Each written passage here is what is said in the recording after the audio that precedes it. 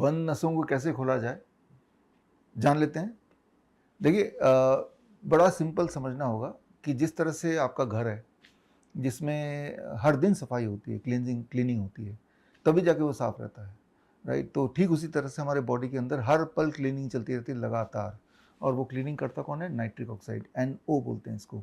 वो blood vessel के अंदर ही, नसों के अंदर ही प्रोड्यूस भी होता है, मैन्युफैक्चर होता है, और नसों के अंदर ही वो क्लींजिंग एक्टिविटी हर पल चल रही है, इस वक्त भी चल रही है, राइट। सिमिलरली जो रेस्पिरेटरी ट्रैक है हमारे, उसके लिए हमारे साइनस के अंदर नाइट्रिक ऑक्साइड वहाँ भी बनता है, और वो फिर पूरे रेस्पिरेटरी ट्रैक में लगातार जाता रहता है और क्लींजिंग चलती रहती है every moment of the life. तो हम ब्रीथ कर रहे हैं, कुछ खा रहे हैं, चारों तरफ पोल्यूशन है, वो हम अपने आप को धीरे धीरे पॉल्यूट भी कर रहे हैं, लेकिन वो क्लींजिंग एक्टिविटी चल रही है, तो वो एक बैलेंस बना हुआ है। लेकिन कई बार बैलेंस बिगड़ने से नसें धीरे धीरे क्लोज होने लगती हैं, बंद होने लगती हैं, ब्लॉकेज आने लगती हैं। तो ऐसे में हमें यही करना होगा कि अपनी क्लींजिंग एक्टिविटी को ज़्यादा बढ़ाना होगा। कई बार आप देखते हैं घर कई दिनों से बंद पड़ा हुआ है, किसी ने साफ़ नहीं किया, तो ज़्यादा गंदगी जमा हो जाती है, तो क्या करते हैं आप? डीप क्लीनिंग करते हैं। तो बंद नसों को खोलने को आप डीप क्लीनिंग बोल सकते हैं। उसके लिए दुनिया में जो सबसे ज़्यादा तेज़ी से नाइट्रिक ऑक्साइड बॉडी में प्रोडक्शन करने में हेल्प करता है, दैट इज़ ग्रीन लीव्स, पत्ते। इंटरेस्टिंग बात यह है कि पत्तों में जो क्लोरोफिल होता है, उसका जो केमिकल स्ट्रक्चर है वो very much similar to the haemoglobin of the blood.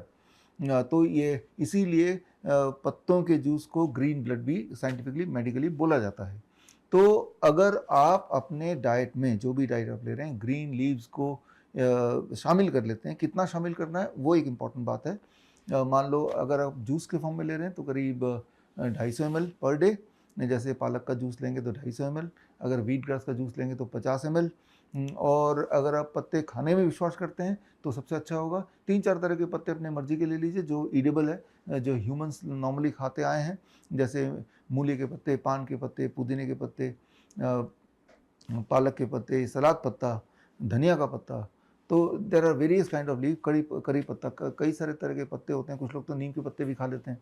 तो कई सारे तरह के पत्ते होते हैं जो इंसान खाता है या खा सकता है, मिल भी जाता है। तो उनमें से कोई 2-3 तरह के, 3-4 तरह के पत्ते आप ले लीजिए and make it equal to your body weight. My body weight is 70 kg, I make it 70 gram.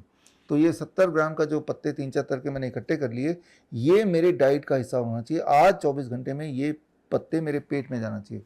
तो वो कैसे? बेस्ट तरीका है कि उसको 3 टुकड़ों में बांट दिया मैंने, 25 ग्राम, 25 ग्राम, 20 ग्राम, फॉर एग्जाम्पल मेरे लिए। सुबह सबसे पहली चीज़ जो मैं करूँगा वो पत्ते खाऊंगा, चबा चबा के 20 ग्राम या 25 ग्राम। जब मैं चबा चबा के उसको खा रहा हूँ तो ड्यूल एक्शन होगा। एक तो पत्ते के अंदर जो क्लोरोफिल इफेक्ट है वो तो बॉडी में काम करेगा ही, और ये जो चबाने वाला एक्शन है that is very very important. जब चबाते हैं तो it triggers the whole system in the morning और for that matter any time of the day. तो जब चबाएंगे तो that triggers open up the all the hormonal process कि भाई अब खाना आने वाला है, कुछ आने वाला है, तो बॉडी अपनी तैयारी कर लेता है। तो च्यूइंग एक्टिविटी सबसे हाईएस्ट होती है जब आप पत्तों को चबाते हैं। जब आप कोई मान लो ब्रेड खाएंगे तो च्यूइंग एक्टिविटी लोएस्ट होगा। रिफाइंड कोई चीज़ लेंगे तो च्यूइंग एक्टिविटी के बिना निगल भी सकते हैं, पत्तों को निगल नहीं सकता। You have to chew. आपने देखा होगा गाय भैंस पूरे दिन चबाती रहती है। वो जो है that is the medicine for you when you are chewing. That is the most important thing. जैसे जैसे एडवांसमेंट में हम बढ़ रहे हैं, हमारे जो अब देखें छोटे बच्चों की च्यूइंग एक्टिविटी कम हो गई। हर चीज़ निगलना चाहते हैं, हर चीज़ ज़्यादा मेहनत ना करना पड़े, उस तरह का एटीट्यूड हो गया। तो chewing activity which is promoted by when you are consuming leaves first and the second, उससे बॉडी में जो नाइट्रिक ऑक्साइड प्रोड्यूस हो रहा है वो आपके वेन्स के अंदर जो ब्लॉकेज है उसको खोलने के में मददगार होगा।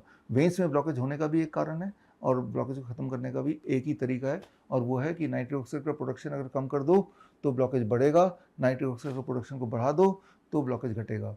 अब आप ही बताइए कि पूरे पिछले कुछ दिनों में, पिछले कुछ सालों में, पूरे जीवन में कितने की बार ऐसा होता है जब आपने पत्ते खाए हों? आपको सोचना पड़ेगा। क्यों ना हम इसको डेली डाइट का पार्ट बना दें। लेकिन अगर आपको पत्ते चबाने में दिक्कत आ रही है तो second best thing is you can make a juice. लेकिन अगर पत्तों से नफरत ही है तो पत्तों के बाद सबसे ज़्यादा नाइट्रिक ऑक्साइड बॉडी में कौन बनाता है? सेकंड नंबर पे आता है वेजिटेबल्स, उसमें भी ग्रीन वेजिटेबल्स, राइट, ग्रीन और रेड वेजिटेबल्स, जैसे टमाटर है, चुकंदर है, खीरा है, ये पत्तों से कम लेकिन सेकेंड नंबर पे highest amount of nitric oxide production में बॉडी हेल्प करता है। अब सोच के देखिए क्या आपके लाइफस्टाइल में ये ग्रीन वेजिटेबल्स और रेड वेजिटेबल का उपयोग डेली हो रहा है क्या? नहीं हो रहा तो स्टार्ट कर दीजिए। एंड कैसे पता चलेगा कि आपके जो ब्लॉकेजेस हैं वो खुल रहे हैं? तो वो ऐसे पता चलेगा कि उसकी वजह से जो आपको पेन हो रहा था, डिस्कम्फर्ट हो रहा था, या नीला पड़ गया था वहाँ पे, या वहाँ पे गैंग्रीन के साइन आने लगे थे, या नमनेस आने लगी थी, वो सिम्टम अगर कम हो रहे हैं, दैट मीन्स कि आपके वेन्स खुल रहे हैं, दैट मीन्स कि ब्लड का सर्कुलेशन ठीक हो रहा है। और यही डायग्नोसिस का ओनली तरीका होना चाहिए अपने आप को डायग्नोस करने के लिए कि आप ब्लॉकेज है या ब्लॉकेज नहीं है। लाइफस्टाइल डिजीज हो या इन्फेक्शियस इलनेस, कॉस्मेटिक्स हो या पेन मैनेजमेंट, घर पर ही बनाएं अपनी दवा।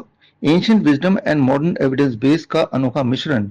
Join 1 month online training, be a certified Neem therapy practitioner.